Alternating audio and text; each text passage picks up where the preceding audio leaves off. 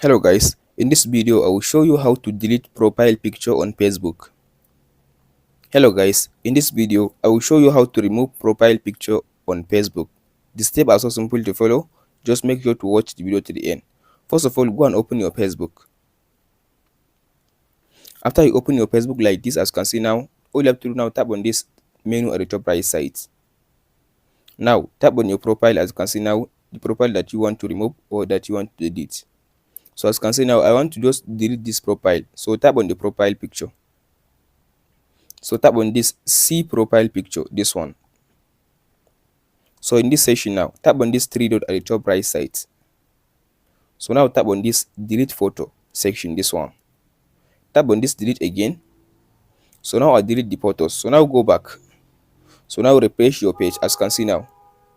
So as you can see now, I delete this page, or I remove this profile picture on my Facebook. That's it guys on how to delete it. Hope this video helps you. Don't forget to like and subscribe. Thank you for watching guys.